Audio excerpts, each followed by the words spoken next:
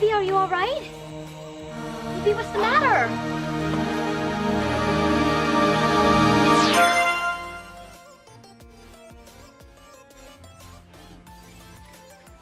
So here's the deal.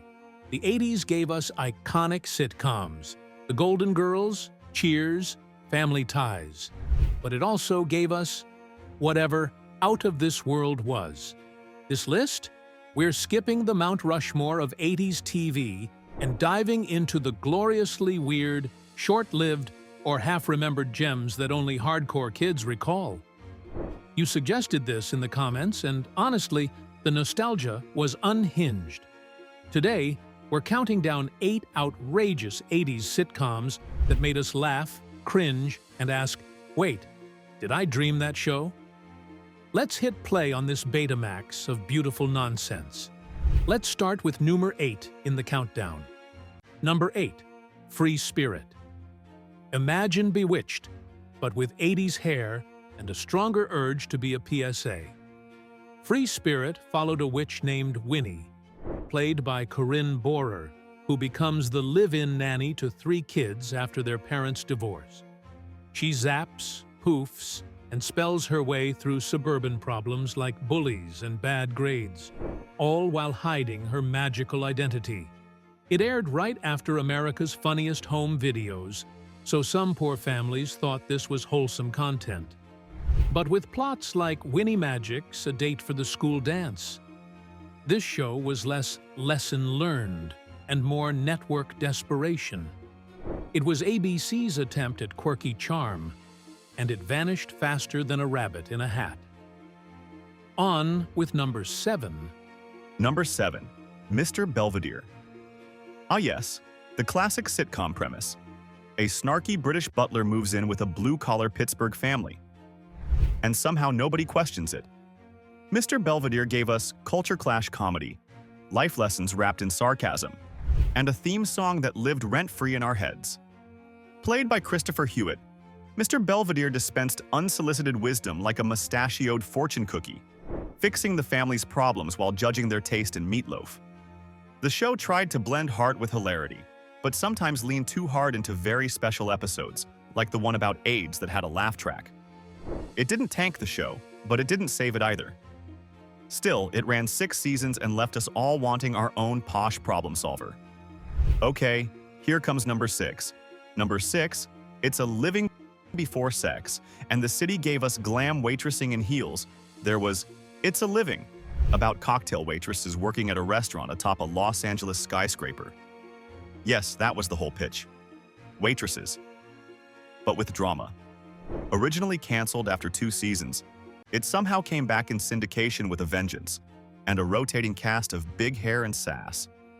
The show mixed slapstick humor with soapy plot lines, all while the ladies carried trays and stilettos.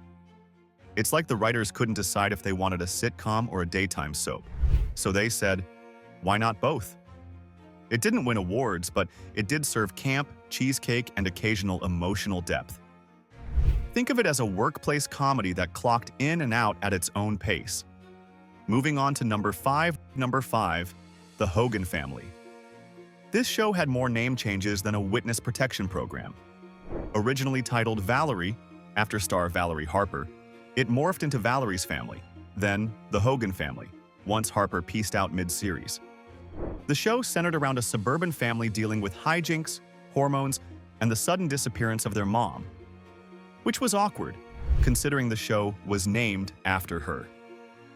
Network panic mode? Absolutely. They just wrote her off, brought in Sandy Duncan as the new matriarch, and hoped no one noticed. It actually worked for a while. The show found its footing and even gave us early Jason Bateman in full teen idol mode.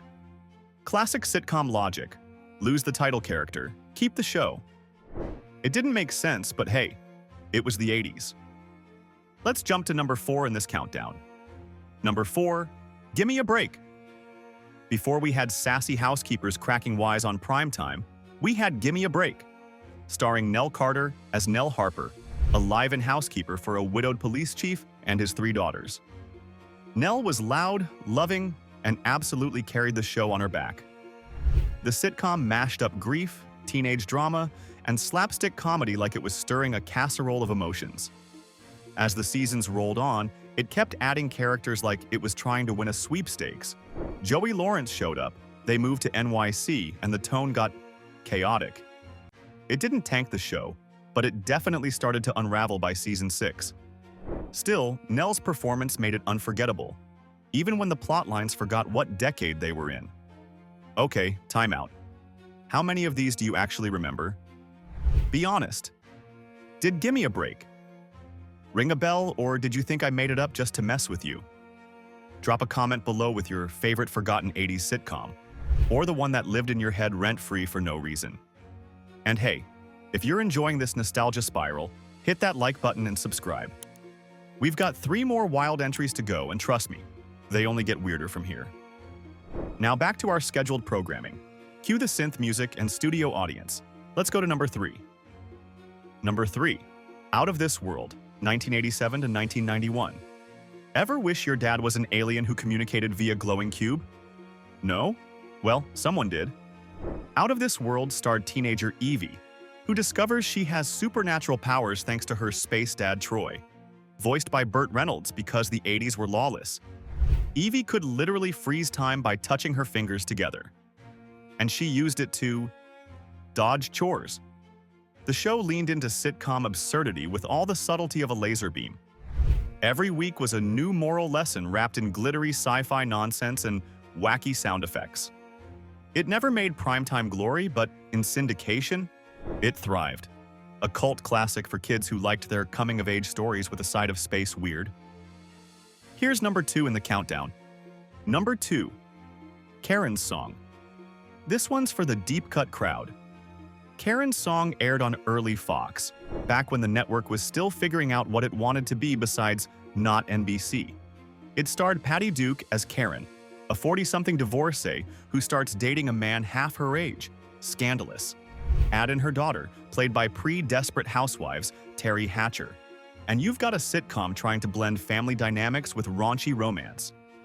The show tried to be progressive, but often felt like a midlife crisis in sitcom form. It lasted just 1 season and disappeared faster than a tab at a wine bar. Still, it gets points for boldness and being one of Fox's early experiments in edgy but heartfelt programming. And now, number 1, Small Wonder. And at number 1, we have Small Wonder, a show so weird, so wonderfully robotic, it had to top the list. The premise? A robotics engineer builds a robot child named Vicky and pretends she's his real daughter. She speaks in a monotone, wears the same dress every day, and has superhuman strength. And somehow, the neighbors never ask questions. The show looked and sounded like a fever dream. Flat lighting, canned laughter, and storylines like Vicky joins a punk rock band. But it ran for 4 seasons, earned a cult following, and remains the blueprint for what were they thinking sitcoms. It wasn't high art, it wasn't even mid-art, but it was unforgettable. She wasn't the problem, but she was definitely the red flag. So what did we learn today? The 80s were a golden age of sitcom chaos, where plot lines didn't need logic, just a catchy theme song and a charming lead. From robot daughters to magical nannies, TV networks were throwing everything at the wall, and somehow, a lot of it stuck, for at least 1 season. These shows didn't always make sense.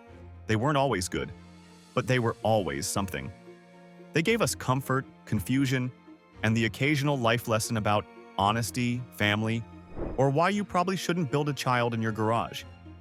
And while they didn't all survive syndication, they carved out a space in the deepest corners of our nostalgic brains, right next to Capri Suns and scratch and sniff stickers.